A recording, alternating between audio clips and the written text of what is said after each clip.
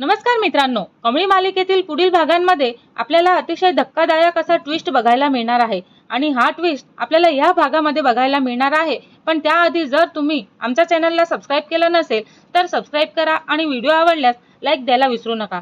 तर मित्रांनो, आपण पाहतो की कमळी सकाळी अंगणामध्ये येते आणि तिचे व्हील चेअरवरती बसलेले सदाशिव असतात आणि त्यांच्या चेहऱ्यावरती नेहमीप्रमाणे शांतताच असते, पण डोळ्यामध्ये खूप काही सांगण्याची धडपड दिसत असते। कमळी काही क्षण त्यांच्याकडे पाहतच राहते। तेवढ्यातच ऋषी तिथे येतो आणि म्हणतो, काय विचार करतेस कमळी? तेव्हा कमळी भावुक होत म्हणत असते, का ऋषी सर, तुम्हाला कधी असं वाटत नाही का की आजोबांना देवाने खूप मोठी शिक्षा केलेली आहे आणि त्यांना सगळं दिसतं, सगळं समजतं, पण ते काहीच बोलू शकत नाहीत? तेव्हा ऋषी पण सदानंदकडे पाहतच म्हणत असतो, मलाही अनेकदा तसंच वाटतं कमळी। त्यांच्या डोळ्यामध्ये एक वेगळीच वेदना दिसते। कमळी काही क्षण विचार करते आणि मग ठामपणे म्हणत असते की आपण त्यांना पुन्हा चालायला आणि बोलायला शिकूयात का? तेव्हा ऋषी थोडा आश्चर्यचकित होतो आणि म्हणतो, कमळी, डॉक्टरांनी देखील फारशी आशा दिलेली नाही म्हणून हे शक्य नाही, पण प्रयत्न करायला काय हरकत नाही ना ऋषी सर? तेव्हा आजोबा हार मानणारे नाही आणि मग आपण का मानायची, असं ती म्हणत असते। तेव्हा कमळीच्या शब्दांमध्ये आत्मविश्वास पाहून ऋषी हसतो आणि म्हणतो, ठीक आहे, आजपासून आपण दोघंही मिळून सदानंद यांना म्हणजेच आजोबांना पुन्हा उभं करण्याचा प्रयत्न करू शकतो। तेव्हा व्हीलचेअरवरती बसलेले सदानंद हे ऐकतच असतात आणि भावुक होतात आणि त्यांच्या डोळ्यामध्ये चमक येते। तेवढ्यातच अन्नपूर्णा आजी तिथे येतात आणि म्हणतात, काय बोलतायत तुम्ही?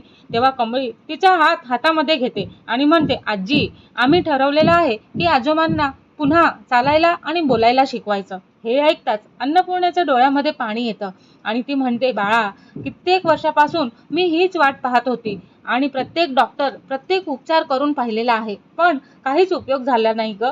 तेव्हा कमळी तिचा धीर वाढवते आणि म्हणते, ह्यावेळी आपण सगळे मिळून प्रयत्न करू ना आजी? तेव्हा अन्नपूर्ण सदानंदकडे पाहते आणि तिच्या डोळ्यामध्ये आशेचा किरण दिसू लागतो। तेवढ्यातच राजनही तिथे येतो आणि म्हणतो, काय झालं आई? तेव्हा अन्नपूर्णा आनंदाने सांगते, राजन, कमळी आणि ऋषी तुझ्या बाबांना पुन्हा उभं करण्याचा प्रयत्न करणार आहेत। तेव्हा क्षणभर राजन स्तब्ध होतो आणि म्हणतो, तो आपल्या वडिलांकडे पाहतो आणि कित्येक वर्षांपासून त्याने आबांना म्हणजेच बाबांना अशाच अवस्थेत पाहिलेलं असतं। त्याच्या डोळ्यामध्ये अश्रू येतात आणि म्हणतो की खरंच कमळी? तेव्हा कमळी हसून म्हणते, हो, पण त्यासाठी तुमची साथ लागेल ना सर? तेव्हा राजन लगेच म्हणत असतो की हो, मी काहीही करायला तयार आहे, फक्त बाबा पुन्हा बोलायला लागले पाहिजेत। तेव्हा सदानंद हे सगळं ऐकतच असतात। त्यांच्या डोळ्यामध्ये आनंद अश्रू तळू लागतात आणि दुसऱ्या दिवसापासून कमळी आणि ऋषी यांचे प्रशिक्षण सुरू करतात आणि त्यांचं मिशन सुरू झालेलं असतं। सकाळी त्यांना व्हीलचेअरमधून उभं करण्याचा प्रयत्न होतो आणि ऋषी त्यांना आधार देत असतो। कमळी त्याच्या समोर उभी असते आणि तिथेच उभी राहते।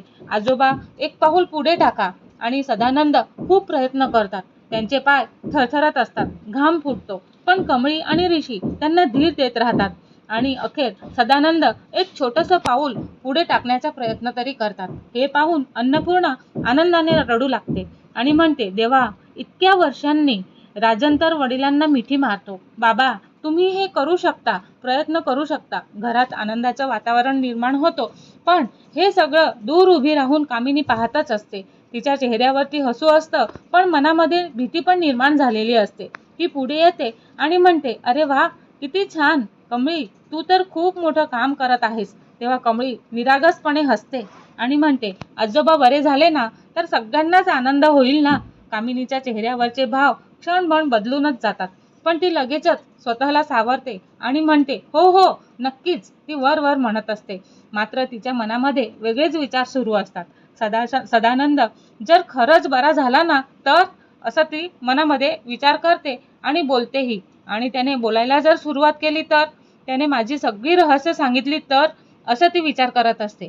त्या रात्री कामिनी तिच्या खोलीमध्ये रागिणी आणि अनिका सोबत बसलेली असते आणि रागिणी घाबरलेल्या आवाजात म्हणते की काकू, तुम्ही एवढ्या चिंतेत का आहात? तेव्हा कामिनी संतापाने म्हणते, कारण तुम्हाला परिस्थितीची गंभीरता समजतच नाही। अनिका विचारते, म्हणजे काय झालं? तेव्हा कामिनी उठून उभी राहते आणि ताडकान बोलत असते की सदानंद ह्या घराचा मूळ मालक आहे। सगळी मालमत्ता, सगळी कागदपत्र आणि सगळे निर्णय त्याच्याशीच संबंधित आहेत।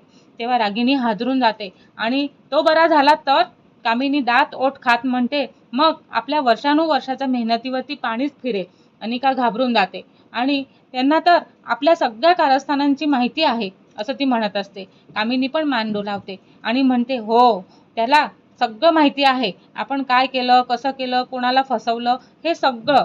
खोलीमध्ये शांतता पसरते. आता तिघींचाही कट वेगळाच सुरू असतो. कामिनी पुढे म्हणते, आज तो बोलू शकत नाही म्हणून आपण सुरक्षित आहोत, पण उद्या जर तो बोलायला लागला तर? आणि अनिका आणि रागिनी हे दोघांच्याही चेहऱ्यावरती भीती आपल्याला स्पष्ट दिसू लागते. दुसऱ्या दिवशी पुन्हा प्रशिक्षण सुरू होतं. यावेळेस सदानंदच्या अक्षर उच्चारायला लावलेली जातात. आ आ बा बा हे सगळे प्रयत्न करत राहतात. अचानक त्यांच्या तोंडातून अस्पष्ट आवाज बाहेर पडतो. अन अन म्हणजे अन्नपूर्णाही स्तब्ध होते आणि राजन पण ऐकतच राहतो. आणि राजन, ऐकलंस का, असं अन्नपूर्णा म्हणत असते. राजनच्या डोळ्यामध्ये आनंद अश्रू येतात आणि म्हणतो, आई, बाबांनी आवाज तरी काढला ना. कमळी आणि ऋषी हे दोघंही खूप आनंदित होतात. सदानंदच्या चेहऱ्यावरती आत्मविश्वास दिसू लागतो. पण हे दृश्य पाहून कामिनीच्या चेहऱ्यावरील रंगच उडतो.